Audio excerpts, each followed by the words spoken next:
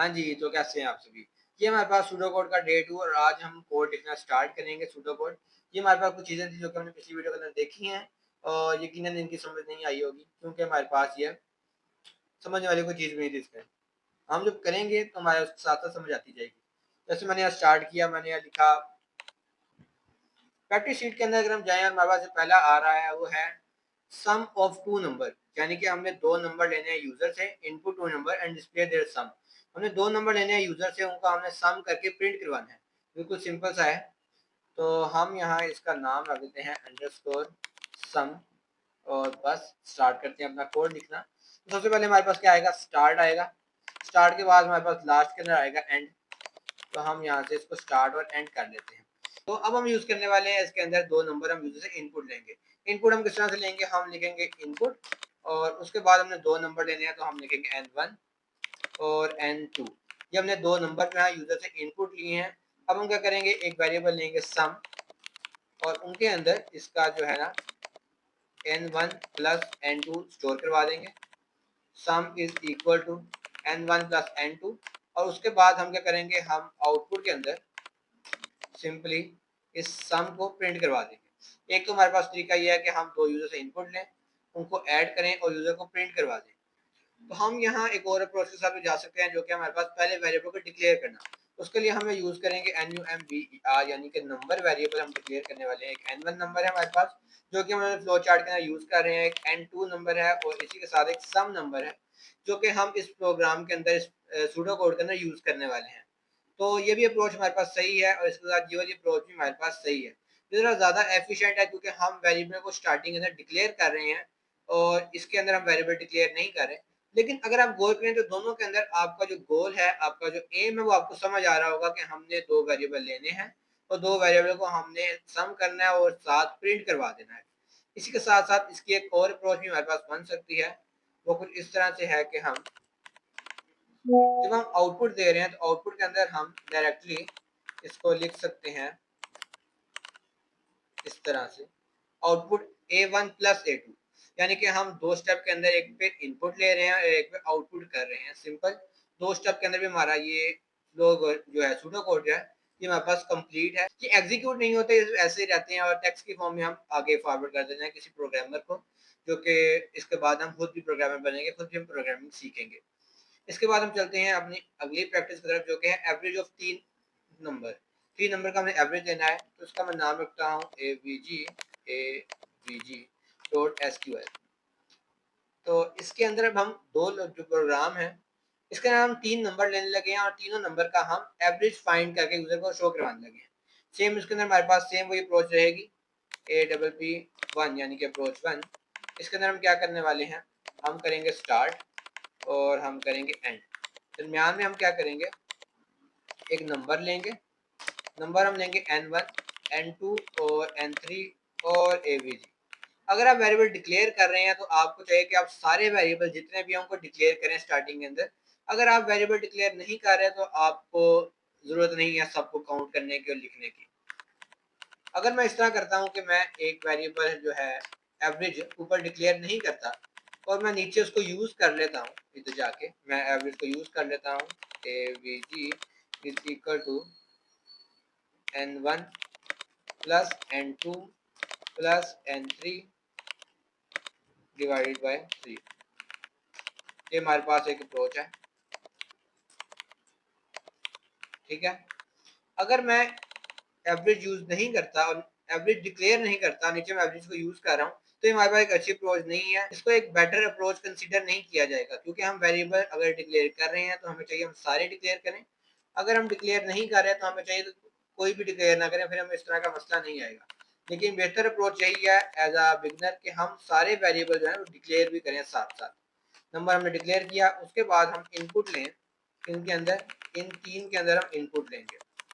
इन तीनों के अंदर इनपुट लेने के बाद हमने इनको एवरेज के अंदर स्टोर करवाया है और उसके बाद आउटपुट के अंदर हमने एवीजी को शो करवा दिया है।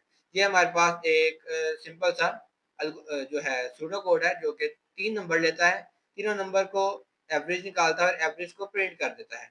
इसके भी मल्टीपल अप्रोचेस हो सकते हैं, एक के अंदर हम ये यूज़ ना करें, ये भी एक अप्रोच हो सकती है।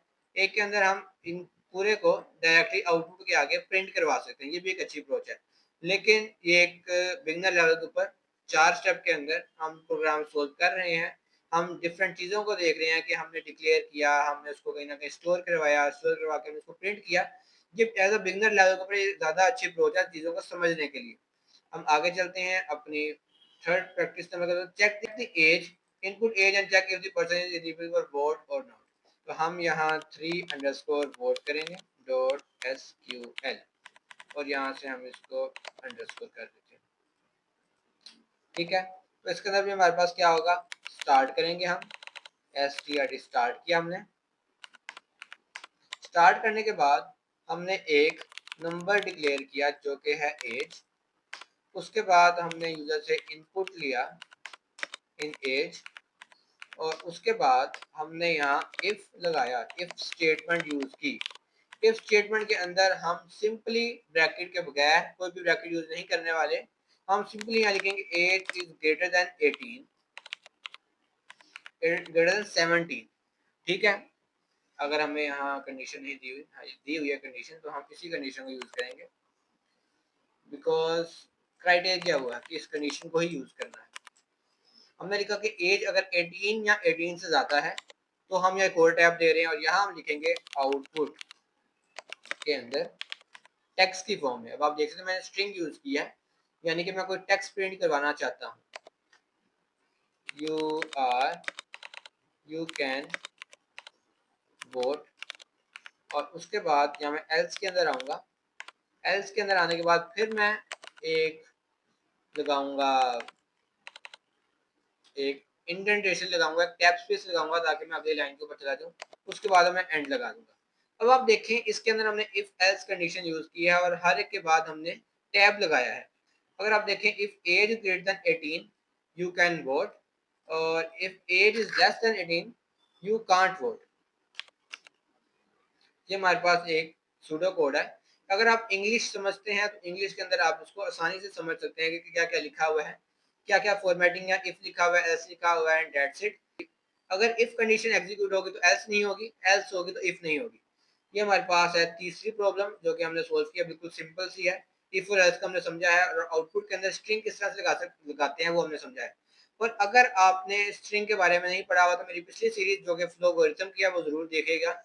उसके अंदर हमने स्ट्रिंग के बारे में, नंबर्स के बारे में, फ्लोट के बारे में, बूलियन के बारे में कंप्लीट पढ़ा है। इसके अलावा हमने उसके अंदर एरे के बारे में बात की है, तो वो आपको जरूर एक दफा देखनी चाहिए। फ्लो कोड के अंदर भी वो सेम चीज हो रही है जो कि हमें सूडो कोड के अंदर पढ़ रहे हैं, इसलिए उस सीरीज को जरूर देखिएगा एक दफा।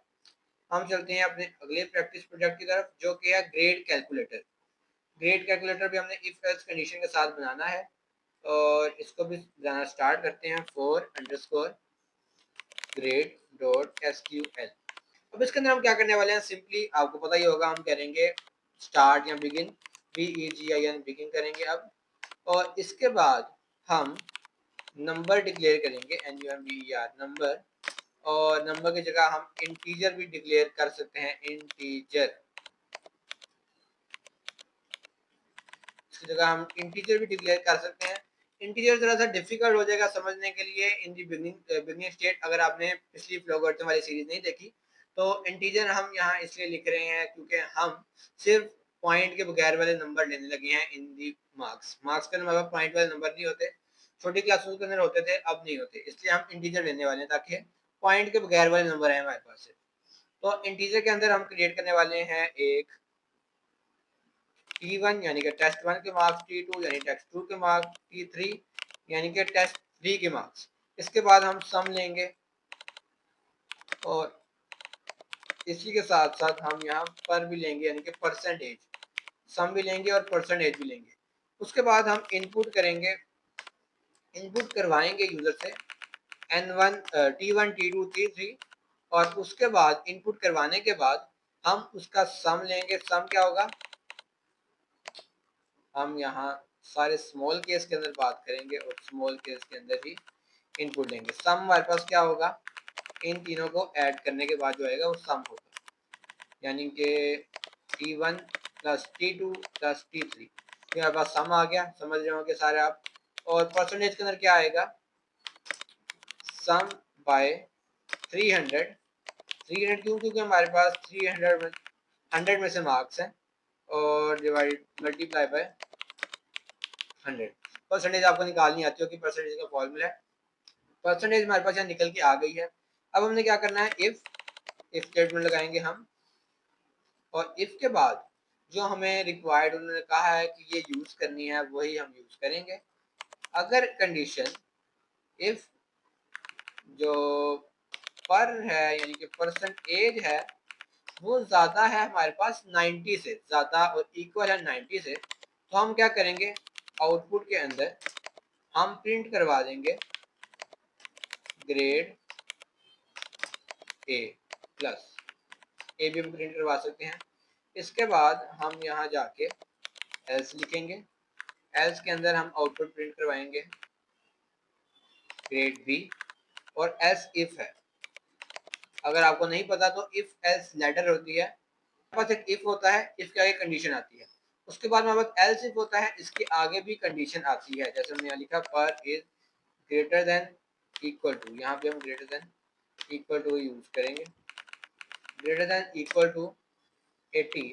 अगर ये 80 से ज़्यादा है तो ग्रेड हो गया बी, और इसके बाद अगर ये हमारे पास 70 से ज़्यादा है तो ग्रेड हो जाएगा सी। समझ रहे हो आप? एक हमने लगाया इफ 90 से ज़्यादा है तो ये प्रिंट कर दो, 80 से ज़्यादा है तो ग्रेड बी प्रिंट कर दो, 70 से ज़्यादा है तो ग्रेड सी प्रिंट कर दो। अदरवाइज हम यहाँ यूज़ करेंगे सिंपल एल्स का, और सिंपल एल्स के अंदर हम क्या करेंगे, यहाँ जाएंगे और आउटपुट के अंदर हम यहाँ लिख देंगे ग्रेड, बल्कि फेल लिख देंगे हम। अगर 70 से भी छोटा तो हम फेल लिखेंगे। और इसके बाद मोस्ट ऑफ द केसेस हम लगाते हैं एंड इफ, ठीक है। ये अगर हम ना भी लगाएं तभी हमारा कोड सही है, लेकिन कुछ पैटर्न्स हैं जिसके अंदर हम ये लगाते हैं, कुछ पैटर्न इस तरह के हैं जिसके अंदर हम ये नहीं लगाते। तो सूडो कोड लिखने के मल्टीपल पैटर्न हो सकते हैं, मल्टीपल तरीके हो सकते हैं। इंग्लिश है, इंग्लिश में हम किसी तरह भी बात कर सकते हैं, तो हमने यहाँ एंड इफ लगाया है और उसके बाद हम यहाँ प्रोग्राम को एंड कर रहे हैं। हमारे पास 4 सूडो कोड जो कि बिगिनर लेवल के थे, और इनकी आप प्रैक्टिस एक बार जरूर कर लेना। मिलते हैं फिर आपको नेक्स्ट वीडियो के अंदर।